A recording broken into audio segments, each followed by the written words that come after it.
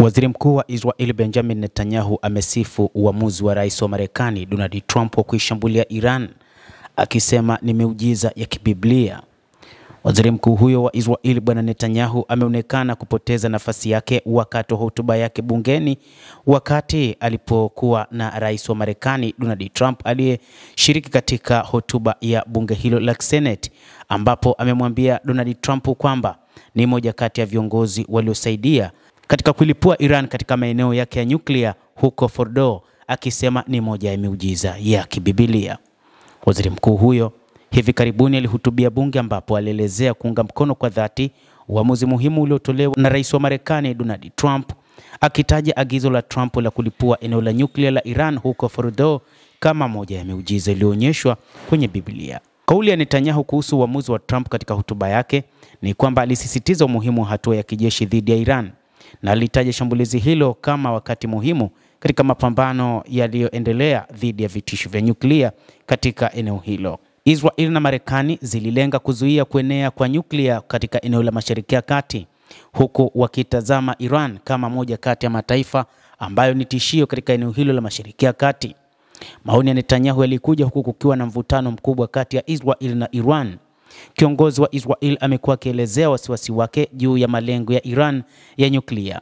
Uidhinishaji wake wa hatua za Trump unaonyesha muungano wa kimkakati kati ya mataifa hayo mawili dhidi ya wapinzani wa kawaida. Rejea ya Netanyahu kwa muujiza wa kibiblia inaangazia umuhimu wa kimaadili na kihistoria wa kuingilia kijeshi, na inaonyesha jinsi viongozi wa kisiasa wanavyotumia muktadha wa kidini na kihistoria kuunda masuala ya kisasa ya kijiografia. Matamshi hayo pia yanaimarisha msimamo wa Israel katika kutetea msimamo thabiti dhidi ya mpango wa nyuklia wa Iran, huku mijadala inayohusu sera za nyuklia ikiendelea. Matamshi ya Netanyahu huenda yakasikika ndani ya duru za kidiplomasia za kimataifa. Hata hivyo, waziri mkuu huyo amesema kwamba anatambua jukumu muhimu ambalo Rais wa Marekani amelifanya katika kuwarudisha waliotekwa nyara, lakini pia amesema wanachama na wabunge wa Senate, amewaeleza wanachama na wabunge wa Senate kwamba tumewarudisha wote waliotekwa nyara walio hai, na pia tumejitolea kurudisha miili ya waliofariki.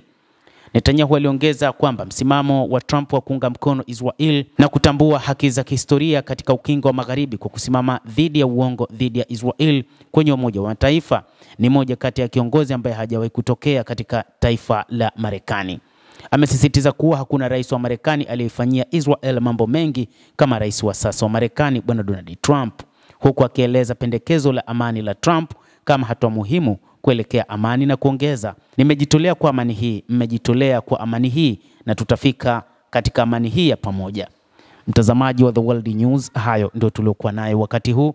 Endelea kutufuatilia nasi tutakujuza mengi yanayojiri ulimwenguni, lakini usisahau kulike, usisahau kucomment, kadhalika na kusubscribe channel yetu hii ili upate habari hizi kwa mapana kupitia The World News.